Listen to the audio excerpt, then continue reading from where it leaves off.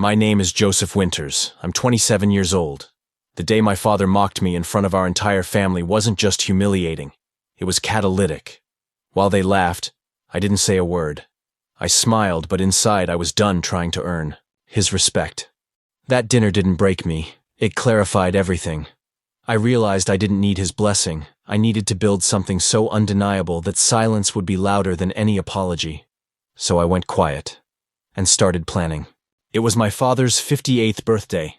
We were at his favorite steakhouse, the kind of place with overpriced bourbon, oak-paneled walls, and servers who knew everyone's name except mine.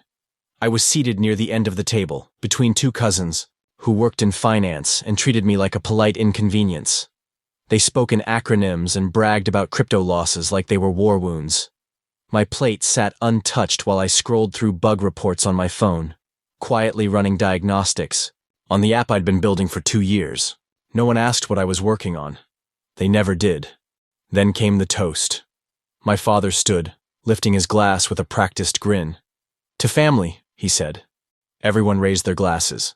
Then he added, "And to my son Joseph, who's still playing with apps and pretending it's a career." Laughter erupted. Even my mother smiled nervously. I looked up and met his eyes. He was smiling too, but there was no humor in it, just dismissal. I didn't flinch. I didn't answer. I just nodded slightly, then took a sip of water. That was the moment everything changed. That wasn't a joke. That was a public message, and I heard it loud and clear.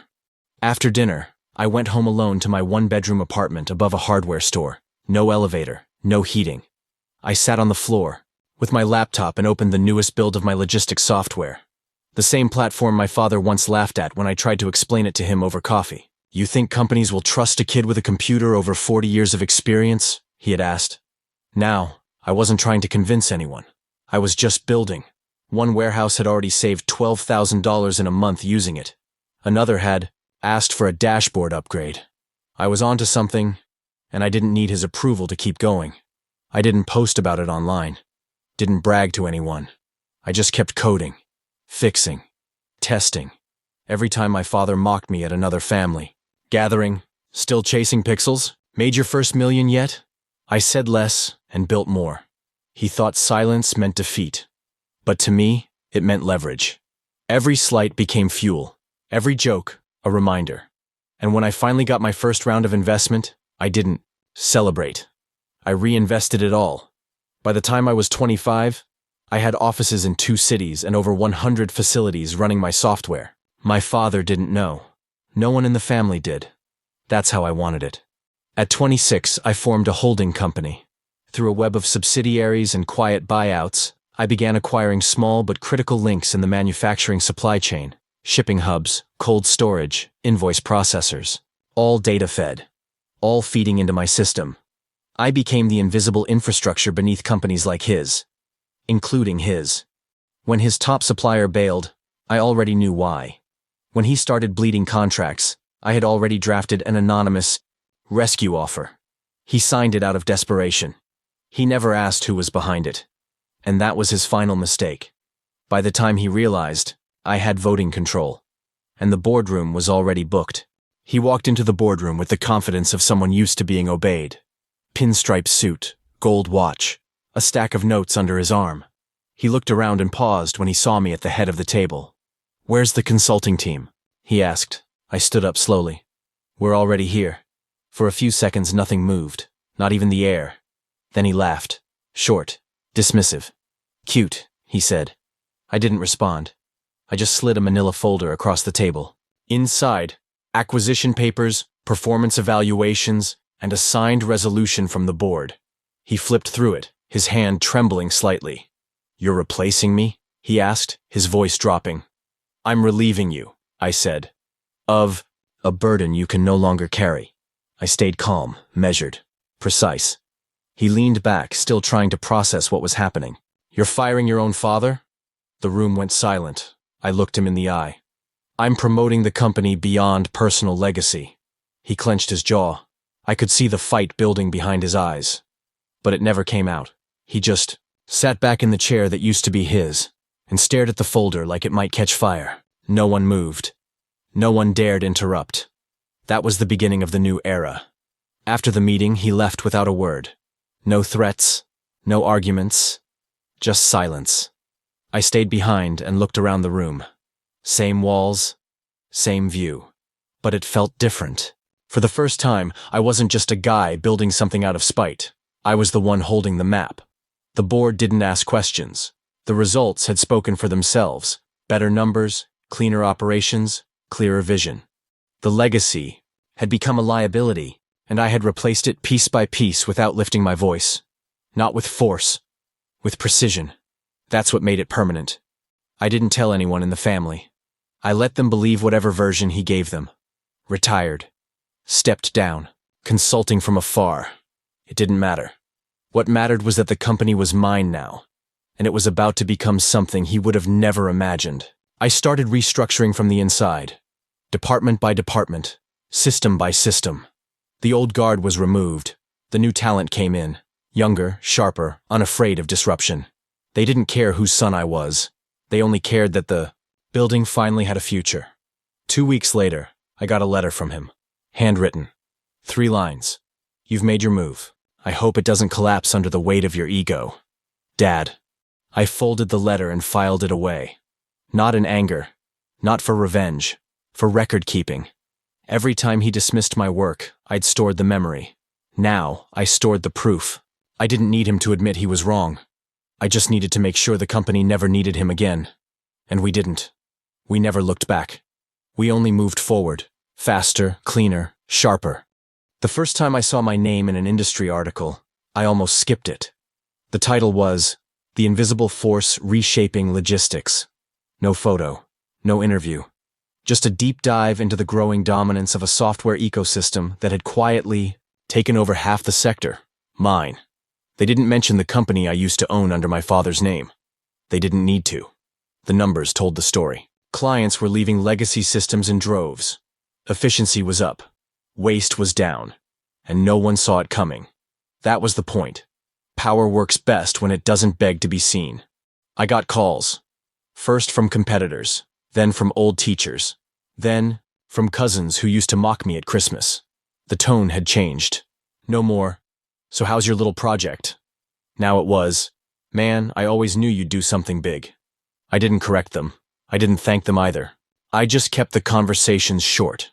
Strategic. The only thing more satisfying than being respected is being respected by people who once laughed at you, and having nothing left to prove to them. One of them even asked if I could talk to their son about tech entrepreneurship. I didn't answer. Then came the board invite. Not from my father's company, but from a global logistics council. They wanted me on their strategy panel. I accepted. Not to be seen, but to listen to what they thought was coming when I already knew. My quiet acquisition model was expanding into Europe. By the time they understood the scope, I'd already have the infrastructure in place. My old surname had become irrelevant. Winters was no longer a name that held power. It was a reminder of what used to be. Before the systems changed. Before silence became strategy. My mother called me that week. I hadn't heard her voice in over 6 months. She didn't ask how I was doing. She just said, "Your father's been quieter than usual." I said nothing. Then she asked, "Did you really take the company?" I paused. "No," I said. "I took the burden." She was quiet. Then she whispered, "I saw your interview." I knew she had. She was always the one who watched from a distance, saying nothing but seeing everything. I didn't ask for support. I didn't need a parade. Just that quiet recognition, the kind only a mother could give. That was enough. At the next family gathering, I wasn't invited, but I went anyway.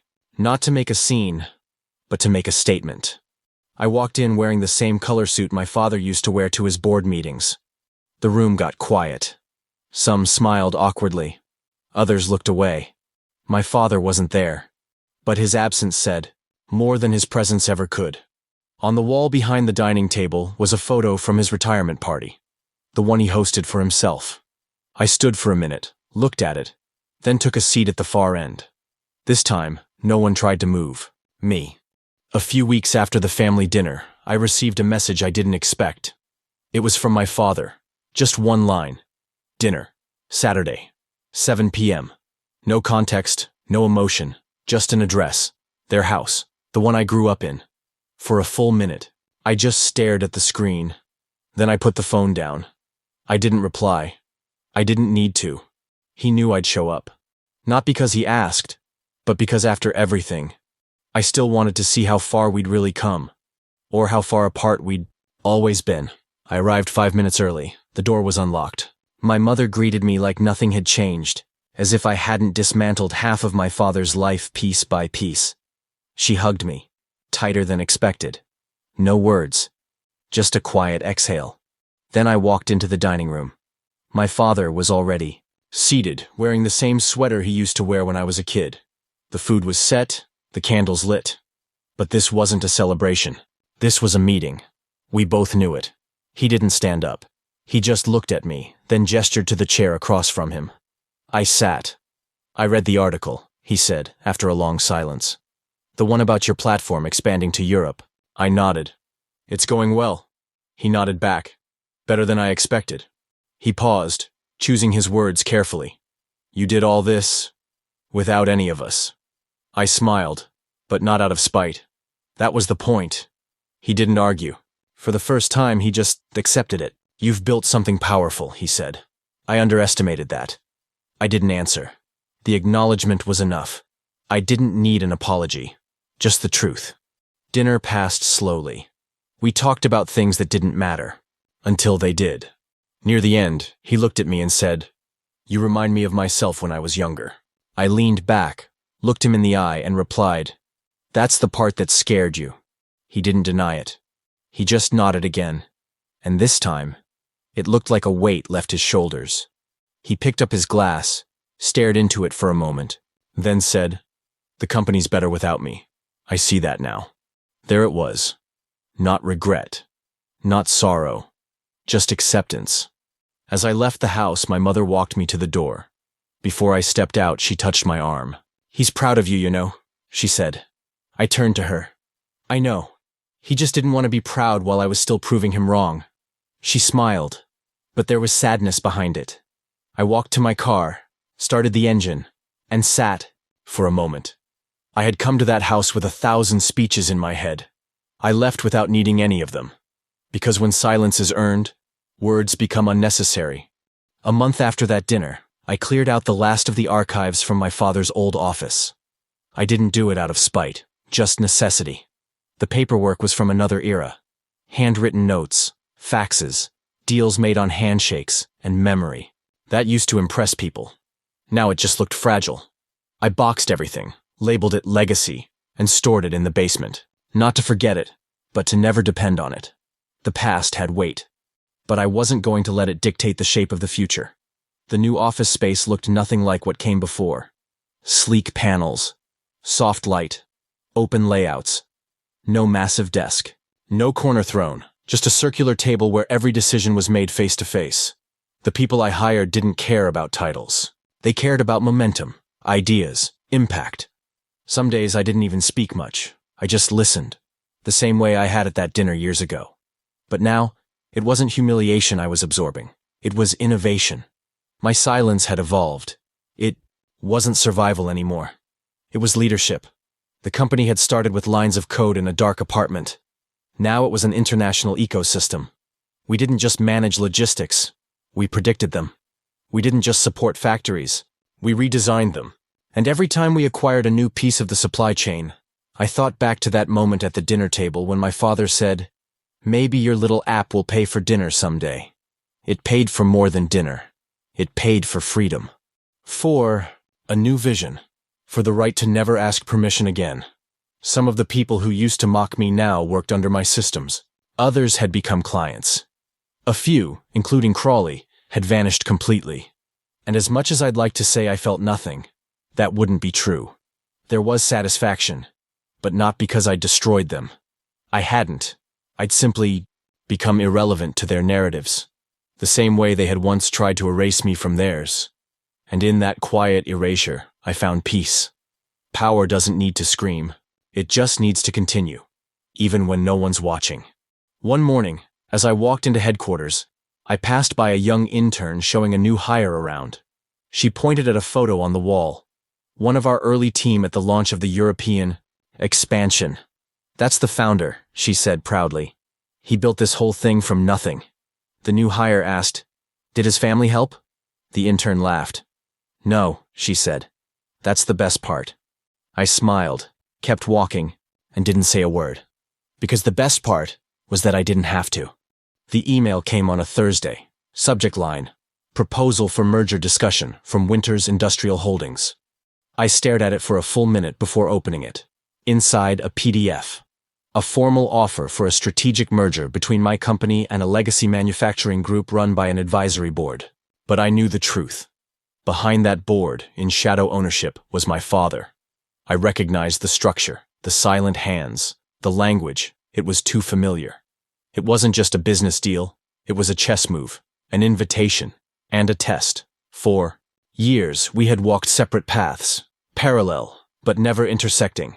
He had retreated from the public eye, investing in smaller firms, staying out of headlines. I had become the quiet architect of a network he once mocked. Now he was reaching out through legal language, through intermediaries and interest rates, not asking to return, but to attach himself. For legacy purposes, the proposal said, a name the market still respects. But I didn't care about legacy. Not that kind. Not anymore. I took the weekend to think. My advisors pushed for it. "It'll double our footprint in the West," one said. "We gain physical assets, real estate personnel, all true. But what we'd also gain was noise. Ghosts. History I had deliberately left behind." I walked through the headquarters late that night, remembering every step it took to get here. Every insult, every eye roll, every closed door. And I realized something. I didn't want to win by absorbing the past. I wanted to outgrow it entirely. Clean. Final. Monday morning, I wrote a 2-line reply. Respectfully declining. We've chosen a different direction. I hit send. Then, I deleted the key email, not out of bitterness, out of peace. My company didn't need validation from the people who once laughed at its origin. We were building something new, something untouchable. And if legacy needed to be rewritten, it would be, not in collaboration, but in replacement. Some trees don't grow by twisting into the old trunk. They grow by breaking through the canopy above it. That afternoon, my father called. I hadn't heard his voice in almost a year. He didn't ask about the rejection. He didn't mention the offer. He just said, "I saw your latest expansion numbers. You've built something I never could." I didn't gloat. I didn't soften. I just said, "That was always the difference between us. You built to be seen. I built so no one could look away." There was a pause. Then he said quietly, "I was wrong." I let the silence sit. Then said, "I know." And for the first time, it didn't feel like a battle. It felt like closure. I always thought the hardest part of building something was starting. But it turns out, the hardest part is knowing when to step back. Not out of failure, out of success. After 7 years at the helm, the company was no longer just mine. It was a system, a movement. We had operations on 4 continents, contracts with governments, and an internal culture stronger than any external praise. But I knew I didn't want to run this forever.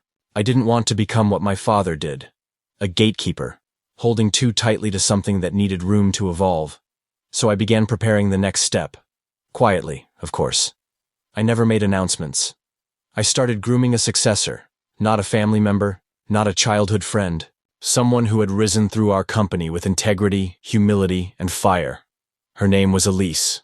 Young, brilliant, relentless. And more importantly, she didn't need a last name to lead. When I told the board I planned to name her the next CEO, there were questions, resistance.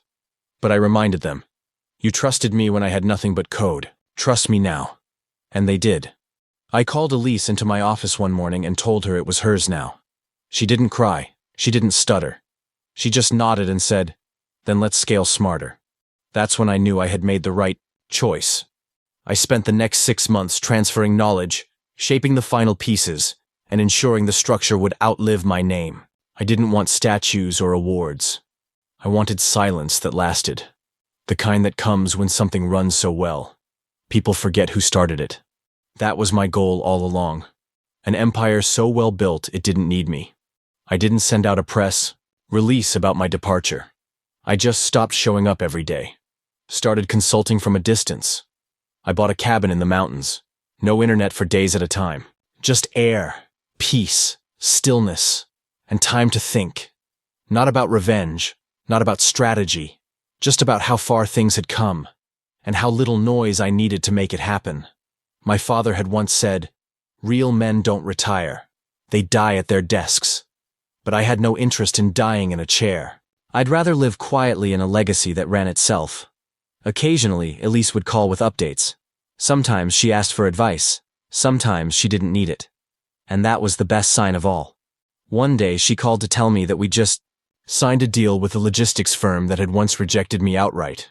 She laughed and said, "They have no idea." I smiled. They don't need to. Because that was always the plan. To win so completely, the world would forget I ever had to fight for a seat at the table. I didn't want credit. I wanted control. And now, I didn't need either. Sometimes people ask if I ever wanted my father to apologize, to look me in the eye and say he was wrong. But I don't think I ever did. What I really wanted was for the silence between us to finally mean something. Not resentment, not fear, just truth. And I think that's what we both found in the end, even if we never said it out loud. He built his world through noise. I built mine through absence. And when his faded away, mine kept running. That was enough. He passed away, quietly one winter. No scandal, no headlines. Just a small obituary in the local paper that said he left behind a legacy of leadership. I didn't write it. I didn't correct it. Some people need to be remembered. I preferred to be felt. At the funeral, people spoke about his confidence, his power, his dominance. No one mentioned how he made his son feel invisible. But I didn't mind. Because if invisibility taught me anything, it's how to become unforgettable, without ever needing to be seen. After the service, I stood alone at the edge of the cemetery. A few snowflakes fell on my coat. I didn't bring flowers. I brought silence. I stood there not as a son mourning a father, but as a man closing the loop. There were no final words, no dramatic thoughts, just a quiet exhale and a truth that settled in my chest like warm steel. I never needed his permission. Only his doubt. That was the spark. And in the end, it burned cleaner than any praise ever could. People love stories where the underdog wins loudly, where they scream back, crush the villain, take the stage. But that was never my story. I didn't scream. I didn't beg. I didn't post victory photos or quote revenge memes. I just outbuilt the man who once thought I was a joke. And in doing so, I became something he never expected. Necessary, irreplaceable, untouchable, but still silent. Because in the end, I didn't raise my voice. I just raised the standard.